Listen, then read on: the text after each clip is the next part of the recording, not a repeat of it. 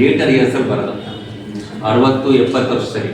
ಇವಾಗ ಏನಾಗ್ತಾ ಇದೆ, ಬಿಕಾಸ್ ಆಫ್ ಲೈಫ್ ಸ್ಟೈಲ್ ಆಗಲಿ ಇಲ್ಲ ಆಕ್ಟಿವಿಟೀಸ್ ಆಗಲಿ ಇಲ್ಲ ಅವೇರ್ನೆಸ್ ಆಗಲಿ, ಪೇಷಂಟ್ಸ್ಗಳು ತುಂಬ ಮುಂಚೆನೇ ಆರ್ಥರೈಟಿಸ್ ಸಮಸ್ಯೆಯಿಂದ ಬೇಗ ಬರ್ತಾರೆ. ಅಂದರೆ ಹಾಸ್ಪಿಟ್ಲಿಗೆ ಅವ್ರು ಬರೋದು ಇವಾಗ 70-80 ವರ್ಷಕ್ಕಲ್ಲ, 40-50 ವರ್ಷಕ್ಕೆ ಬರ್ತಾರೆ.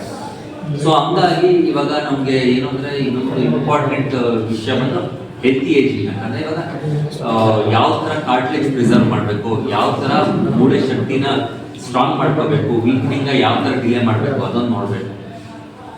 ಇನ್ನೊಂದು ರುಮಟಾಯ್ಡ್ ಆರ್ಥರೈಟಿಸ್, ಇನ್ಫ್ಲಮೇಟರಿ ಆರ್ಥರೈಟಿಸ್. ಇದರಲ್ಲಿ ಏನಾಗುತ್ತೆ, ಇದು ಪೇಷಂಟ್ ರಕ್ತದಲ್ಲೇ ಆಂಟಿಬಾಡೀಸ್ ಸೃಷ್ಟಿ ಆಗುತ್ತೆ. ಆ ಆಂಟಿಬಾಡೀಸು ಬ್ಯಾಕ್ಟೀರಿಯಾನ ಫೈಟ್ ಮಾಡೋದು ಬದಲು ಅವ್ರ ಓನ್ ಕಾರ್ಟಿಲೇಜ್ನ ಫೈಟ್ ಮಾಡೋದು. ಹಂಗಾಗಿ ಏನಾಗುತ್ತೆ, ಪಾಪ 20-30 ವರ್ಷದವ್ರಿಗೆ ಆರ್ಥರೈಟಿಸ್ ಶುರು ಆಗೋಗುತ್ತೆ. ಅಂದರೆ ಇವಾಗ 80-80 ವರ್ಷದಲ್ಲಿ ಯಾವ ಥರ ಮೊಣಕಾಲು ಇರಬೇಕು ಇಲ್ಲ ಹಿಪ್ಪಿರಬೇಕು, ಅದು 20-30 ವರ್ಷದಲ್ಲಿ ಶುರುವಾಗುತ್ತೆ. ಆ ಥರ ಮುಂಚೆ ತುಂಬ ಅರ್ಲಿ ಶುರುವಾಗುತ್ತೆ.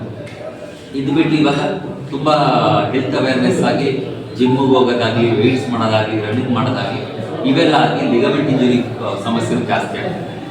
ಬಟ್ ಇವೆಲ್ಲ ಇವಾಗ ಆರ್ಥ್ರೋಸ್ಕೋಪಿ ಮಾಡ್ಬಿಡ್ತೀವಿ, very small minimal invasive keyboard surgery. ಹಂಗಾಗಿ ರಿಟರ್ನ್ ಟು ಆಕ್ಟಿವಿಟಿ ಇಲ್ಲ ರಿಟರ್ನ್ ಟು ಸ್ಪೋರ್ಟ್ಸ್, ಅಂದರೆ ಸ್ಪೋರ್ಟ್ಸ್ ವಾಪಸ್ ಅವರು ಭಾಗವಹಿಸಬೇಕು ಅಂದರೆ ಅದು ತುಂಬ ಕ್ವಿಕ್ ಆಗ್ತಾ ಇದೆ. ಸೊ ಇವೆಲ್ಲ ನಮ್ಮದು ಏನಿದೆ ಈ ಸೌಲಭ್ಯನ ನಾವು ಮಣಿಪಾಲ್ ಆಸ್ಪತ್ರೆ ಒಳ್ಳೆ ಏರ್ಪೋರ್ಟ್ ಬಂದಿದ್ದೀವಿ. ಇಲ್ಲಿ ಪ್ರತಿ 3ನೇ ಗುರುವಾರ ಬೆಳ್ಳಾರಿಗೆ ಬರ್ತೀವಿ. ಸೇಮ್ ಡೇ ನಾವು ಹಾಸ್ಪಿಟಲ್ ಒಂದು ಪಿ ಡಿ ಮಾಡ್ತೀವಿ, ಅಲ್ಲಿ ಶ್ರೀಪತಿ ಆಸ್ಪತ್ರೆ ಅಲ್ಲೂ ಸೇಮ್ ಡೇ. ಪ್ರಶ್ನೆಗಳು ಇಲ್ಲಿ ಬಳ್ಳಾರಿಯಲ್ಲಿ ಯಾವ ಆಸ್ಪತ್ರೆ? ಡಾಕ್ಟರ್ ಸಮರ್ಥ ಆಗಿ ಅಂತ, ನಾನು consultant orthopaedics robotic joint replacement surgeon, Manipal ಆಸ್ಪತ್ರೆ ಓಲ್ಡ್ ಏರ್ಪೋರ್ಟ್ ರೋಡ್ ಬೆಂಗಳೂರಲ್ಲಿ. ಸೊ ಇವಾಗ ಏನು ಮಾಡ್ತೀವಿ, ಇವಾಗ ಎವ್ರಿ ಮಂತ್ 3ನೇ ಗುರುವಾರ ಇಲ್ಲಿ ಬೆಳ್ಳಾರಿಗೆ ಬರ್ತಾ ಇದೀವಿ. ಆರಾಧನಾ ಆಸ್ಪತ್ರೆಯಲ್ಲಿ ಓಪಿಡಿ ಕಂಡಕ್ಟ್ ಮಾಡೋದಕ್ಕೆ ಇಲ್ಲಿ ಸ್ಕ್ರೀನಿಂಗ್ ಮಾಡ್ತೀವಿ. ಯಾವ್ದಾದ್ರು ಪೇಷಂಟ್ಗೆ ಶಸ್ತ್ರಚಿಕಿತ್ಸೆ ಇಲ್ಲ ಸರ್ಜರಿ ಅವಶ್ಯಕತೆ ಇದ್ರೆ ಸಜೆಸ್ಟ್ ಮಾಡ್ತೀವಿ. ಅವರು ಬಂದು ಅಲ್ಲಿ ಬೆಂಗಳೂರು ನಮ್ಮ ಹಾಸ್ಪಿಟಲ್ ಮಾಡಿಸ್ಕೋಬಹುದು. ನಂದು ಮೇನ್ ಸ್ಪೆಷಲೈಸೇಷನ್ ಬಂದು ಜಾಯಿಂಟ್ ರಿಪ್ಲೇಸ್ಮೆಂಟ್, ಅಂದರೆ robotic, conventional normal joint replacement ಮತ್ತೆ ರಿವಿಷನ್ ಜಾಯಿಂಟ್ ರಿಪ್ಲೇಸ್ಮೆಂಟ್. ಅಂದರೆ ಮತ್ತು ಯಾರಿಗೆ ಜಾಯಿಂಟ್ ರಿಪ್ಲೇಸ್ಮೆಂಟ್ ಆಗಿರೋ ಪ್ರಾಬ್ಲಮ್ ಆಗಿ ಅದ್ರದ್ದು ತಿರ್ಗಾ ರಿವೈಸ್ ಸರ್ಜರಿ, ಕಾಂಪ್ಲೆಕ್ಸ್ ಸರ್ಜರಿ ಇರೋದು, ಆ ಥರ ಸರ್ಜರಿನ ನಾವು ಮಾಡ್ತೀವಿ ಮಣಿಪಾಲ್ ಆಸ್ಪತ್ರೆಗೆ. ನಂದು ರೊಬೋಟಿಕ್ ಟ್ರೈನಿಂಗ್ ಬಂದಿದ್ದೆಲ್ಲ UK ಆಗಿರೋದು. ಅಲ್ಲಿ ಆದಮೇಲೆ ವಾಪಸ್ ಇಲ್ಲಿ ಬಂದು ಇವಾಗ ಮಣಿಪಾಲ್ ಆಸ್ಪತ್ರೆಯಲ್ಲಿ 2 ವರ್ಷದಿಂದ ಕೆಲಸ ಮಾಡ್ತಾ ಇದ್ದೀವಿ. ನಾವು ಏನಂದರೆ ಹಿಪ್ ಮತ್ತು ನೀ ರಿಪ್ಲೇಸ್ಮೆಂಟ್ ರೋಬೋಟಾಗಿ ಮಾಡ್ತೀವಿ.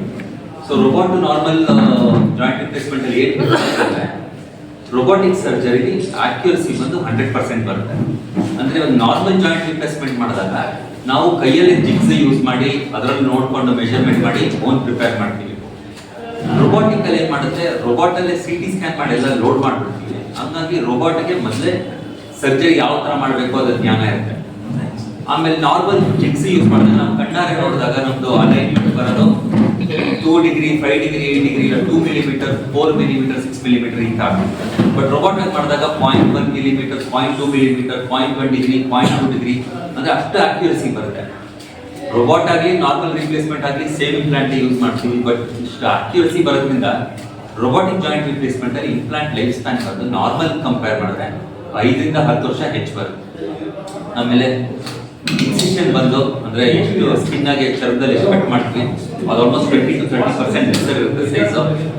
ಸರ್ಜರಿ ಮಾಡ್ಬೇಕಾದ್ರೆ ಮೊಣಕಾಲು ಬೆಂಡ್ ಆಗಿದ್ರೆ ಸ್ಟ್ರೈಟ್ ಮಾಡೋದಕ್ಕೆ ಸಾಫ್ಟ್ ಟಿಶ್ಯೂ ರಿಲೀಸ್ ಅಂತ ಮಾಡಬೇಕಂತ.